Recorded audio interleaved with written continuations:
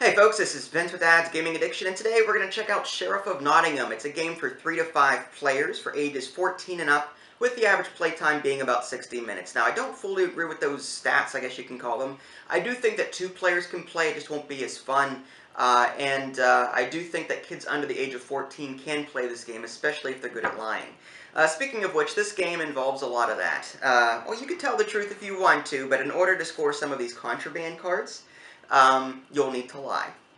Now, in this game, players will take turns being the Sheriff of Nottingham, while the other players are the merchants. And the merchants are trying to get goods into Nottingham. These goods could be legal goods like bread. These are green cards. And you've got these other red cards, which are contraband. They might be like crossbows or something like that to help Robin Hood and his quest. Well, the merchants are going to be submitting these bags to the sheriff. And it's up to the sheriff to decide whether or not they want to check these bags or not. Now, the merchants can bribe the sheriff to let him go past, but that may tip off the sheriff into thinking, well, he's trying to bribe me to cross, so maybe he does have contraband in his bag. So it's a game about lying and bluffing. So with that being said, let's go ahead and take a quick look at the components and see how the game is played. Alright, now here's a very brief look at the components. I left almost everything in the box because the box insert is fantastic. And it looks like the sheriff is on his head there. Alright, so yeah, as I was saying, the box insert is great. There's individual slots here for the currencies, 1, 5, 20, and 50. The sheriff token here, basically players will get this when it's their turn to be the sheriff. Now it does stand up, or it's supposed to, but the bottom piece just doesn't stay in there very well. So I leave this in the box, and I just hand players this huge token here. No big deal. It doesn't have to stand up in order for the game to play. You've got these merchant bags, one for each of the 5 player colors. You've got blue, purple, green, yellow, red. Now they do snap shut, but I would discourage you from doing so because my blue bag is already, well, broken. As you can see here, the button fell off of it. You don't need to close it in order to play the game. Alright, now as far as these cards here, let's go ahead and just grab a few samples. You've got these green cards, which are your legal goods. You've got apples, you've got chickens, you've got cheese, you've got bread. You've got your red cards, which are your contraband cards. You've got silk, pepper, crossbows. Now, I'm not going to put all of them in here because there are more than that. You've also got some royal counterfeit goods. They act as regular goods during endgame scoring, but they are still counterfeit. I'll explain that a little bit later, but you've got like rye bread here, you've got some Gouda cheese here, and so on and so forth. And I'll explain what these values do later on. Last but not least, you've got these player boards. There's one of each of the 5 player colors, and for the most part, the player board is just there to help players keep their cards organized as they're scoring them throughout the game. As they score contraband, for example, they'll just put it under the player board under this slot. As they score cheese, they'll put it under this slot here. There's a space for chicken, bread, and apples. Alright, now before we begin, it's worth noting that I will not be touching on all of the rules found in the manual. There's a lot of content here, so I'm just going to opt to give you the highlights. Okay, so as far as game setup is concerned, each player receives a player board, a matching bag of the same color, 50 coin, though you won't want to use 50 here. You want to break some change, some 20s, some 5s, that kind of thing. One player will start off with the sheriff marker. Each player gets a hand of 6 cards from the shuffled deck, and then you'll want to create 2 discard piles of 5 cards each. Okay, so the game is broken up over a series of rounds, and each round has 5 phases. You've got the market phase, the load merchant bag phase, the declaration phase, the inspection phase, and the end of round phase. The market phase, or the first phase, is only for the merchants. The sheriff here will not be participating. In the market phase, all of the merchants can take a look at their hand, discard up to 5 cards, and then replenish from the discard piles or the deck, just like in poker. So let's just go ahead and do red real quick. Alright, so he's got 4 apples, he's got contraband mead there, and some cheese. So the player here may decide, okay, let's go ahead and get rid of this contraband because I want to tell the truth this game, or whatever the case may be. So he's going to put this card aside, and he has the choice. Can he use the bread or possibly that pepper there? He's going to say no, he doesn't need that. So he's going to go ahead and just draw from the deck. And it turns out to be cheese, which he can use for a future round possibly, or even this one.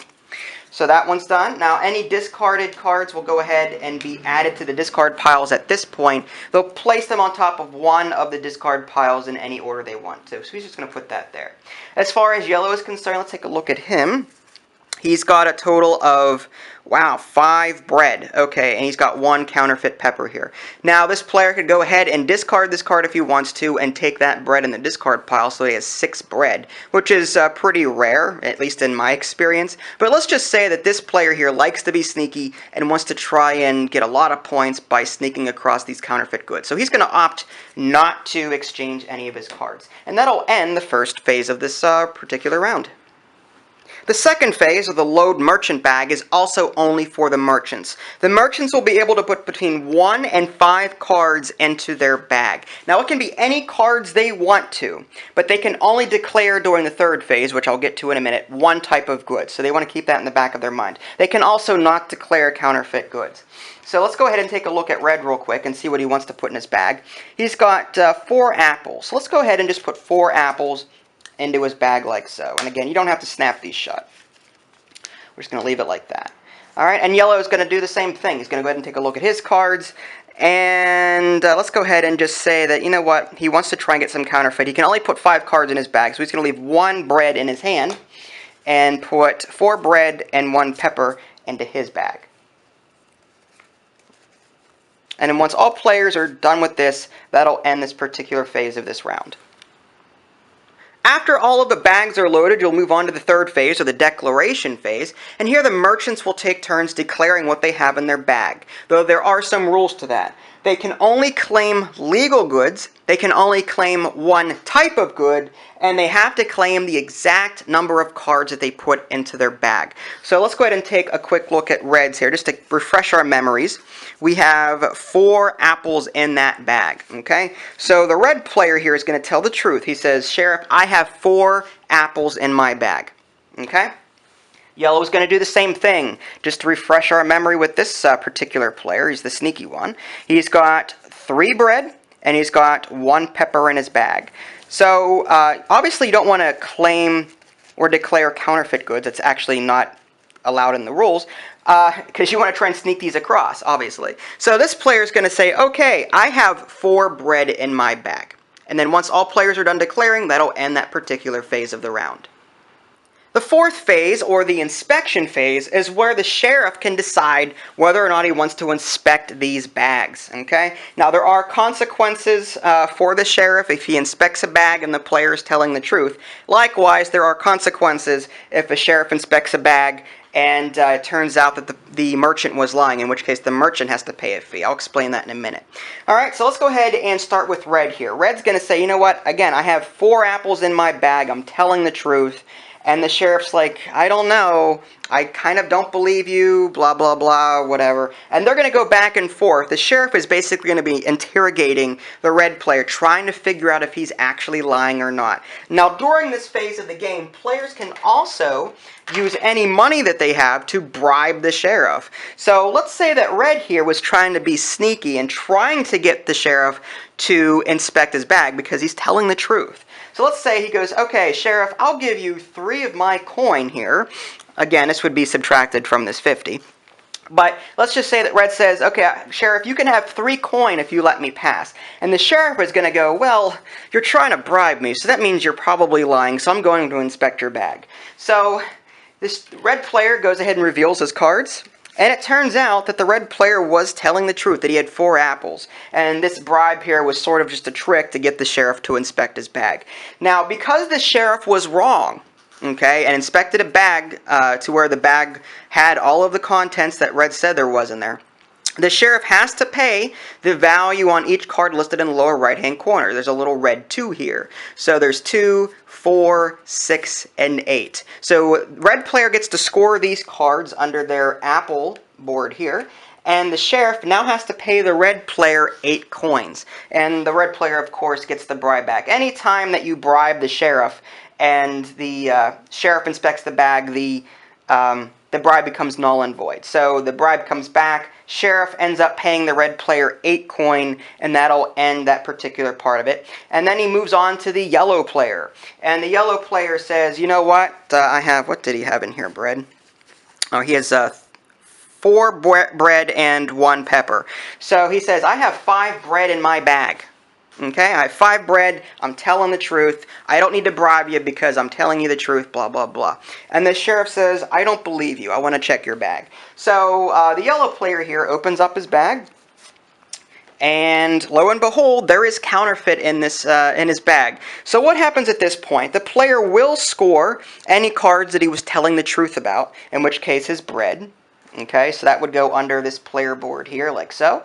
The counterfeit is basically taken and put into the discard pile. Now the player will have to pay the sheriff the value in the lower right hand corner, which is 4 down here. So the yellow player would pay the sheriff 4 coins. And this will go on for each of the players until all players' bags have been inspected. Once all of the bags have been inspected, players will move on to the end of round. Basically, all that involves is players drawing back up to 6 cards to replenish their hand, and the marker for the sheriff will move on to the next player. And this will continue, rounds will continue, until each player has been the sheriff a total of 2 times. In a 3-player game, each player will be the sheriff 3 times. At the end of the game, points are tallied. This is a combination of any money that you have left. Again, you'll be using money to bribe the sheriff and to pay fees, and you'll be receiving some fees sometimes. So you'll have different money values here. You'll also want to add up the number of cards that you've scored throughout the entire game under your player board. You'll add up all of the values on the top right-hand corner of these cards. In addition to that, points are awarded to players with the most apples, cheese, chicken, and bread, and also for the player with the second most apples, cheese, chicken, and bread. You can actually see the values listed right on the player boards here. You've got cheese is 15 and 10, chicken is 10 and 5, bread is 15 and 10, and apples is 20 and 10. You'll tally up all of the scores, and the player with the most points wins the game. Alright, and there you have it, a very brief look at Sheriff of Nottingham. Again, it's important to stress that I did not cover all of the rules found in the manual, but hopefully this gives you a brief taste as to what you're in for should you decide to pick up this game. As far as what we thought, we love the game. It's very social. We've played it twice this week already. From a parent point of view, there is the concern that it's teaching your kids to lie, which, yeah, there is some of that in this game. In fact, sometimes you're encouraged to lie, because these counterfeit goods score a lot more points than bread or cheese, or whatever the case may be. But you can still play the game by just simply telling the truth. So it does appeal to both kinds of players. As far as, the whole parental thing and kids lying, honestly, it's just a game. So as long as that doesn't carry over into real life, then I think you're fine with it. Maybe that's why the age requirement is 14 and up, I don't know. As far as the theme and the art and everything else, it's fantastic. Again, I am sort of miffed about the quality of the stand here. The stand keeps falling out. And the bags, again, I would not recommend that you button them because one has already broken on me straight out of the box. So there's that. But yeah, it's, again, very social game, and it's a lot of fun. So if you're good at lying, and you're good at fibbing, and you like mind games, then Sheriff of Nottingham is definitely the game to get. I picked it up for 30 bucks on Amazon, and I think it was worth every penny. If you guys want to see my full review, you can at www.dadsgamingaddiction.com. If you haven't already subscribed to my YouTube channel, that way you can keep up to date on any new content I happen to publish. This is Vince, thanks for watching, and I'll catch you next time.